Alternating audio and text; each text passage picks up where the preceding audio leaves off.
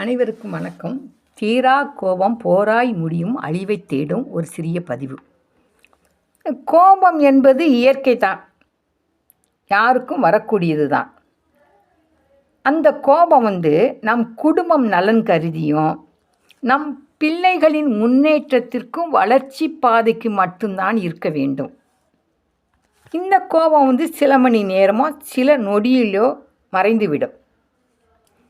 இந்த சொத்து சண்டை, பங்காளி சண்டை, ஒரு பெண்ணுக்காகவோ ஒரு ஆணுக்காகவோ ஒரு நட்புக்குள் ஏற்படும் சண்டை ஆத்திரமுட்டக்கூடிய கோபமாக இருந்தால் கொலை முயற்சியில் கூட ஈடுபட வைக்கும். நம்ம பத்திரிக்கையில் பார்த்துருக்குறோம், டிவி நாடகத்துலேயும் பார்த்துருக்கோம். நடக்கிறத தான் டிவியில் போடுறோம். இதிகாசங்களை எடுத்துக்கோங்க. அந்த காலத்தில் எதெல்லாம் அழிவை தேடியது? ராமாயணம், மகாபாரதம், பூம்புகார் அந்த காலத்தில் மன்னர் ஆட்சி காலத்தில் நடந்தது. அதிக கோபத்தால் எத்தனை விளைவுகள், எத்தனை அழிவுகள் நாம் கதைகளில் படித்திருப்போம், பாடங்களிலும் படித்து இருப்போம். ஆத்திரமூட்டும் கோபம் வந்தால் வெறுப்பை கொடுக்குங்க, தூங்க முடியாது, வாழ விடாமல் நம்மளை பண்ணும். அதன் விளைவு மன அழுத்தம். அதனால் இரத்த கொதிப்பு, அதனால் உடல் ஆரோக்கியம் கெட்டு நோய் வரும் நிலை வந்துவிடும். நாம் சக்தி இழந்து உழைக்கும் திறன் இழந்து விடுவோம். உழைக்காவிட்டால் என்னவாகும்? உழைக்காவிட்டால் வருமானம் போய்விடும், கடன் சுமை சேர்ந்துவிடும். அதனால் குடும்பத்தில் சண்டை, சச்சரவு, துன்பம், பிரிவினை ஏற்படும். பிரிவினை வந்தால் என்ன செய்வோம்? குடும்பத்தில் ஒவ்வொருவரும் தனித்தனியாக முடிவெடுத்து தவறான பாதையை தேர்ந்தெடுத்து அழிவு பாதையை நோக்கி செல்ல நேரிடுங்க. தவறான பாதை என்பது எல்லோருக்கும் தெரிந்தது. பணத்துக்காக திருடுவது, கொலை செய்வது, போதைக்கு அடிமையாகுவது,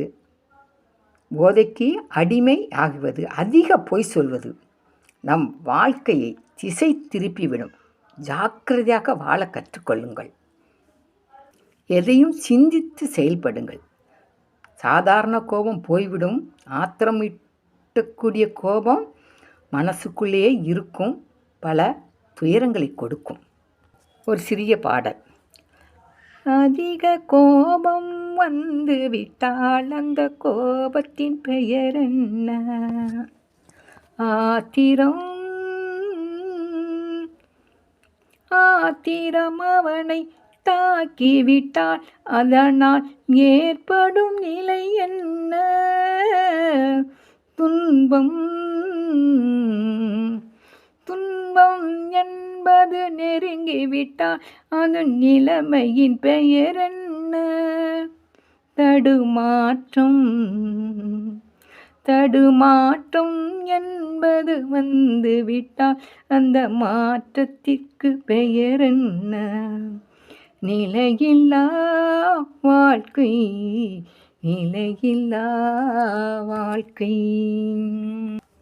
வாழ்க்கை என்பது அழகானது, அது நம் கையில் தாங்க. அடுத்த பதிவு பாப்பு கலைமகள் யூடியூப் சேனலை பாருங்கள், புரிந்து கொள்வீர்கள். வாழ்க்கை என்பது அழகானது என்று என் பதிவை நீங்கள் பார்த்து தெரிந்து கேட்டுக்கொள்ளுங்கள். நம் மனம் நல்ல எண்ணங்களை மாற்றிக்கொள்ளும். நன்றி, வணக்கம். வாழ்க வளமுடன், நலமுடன் அனைவரும்.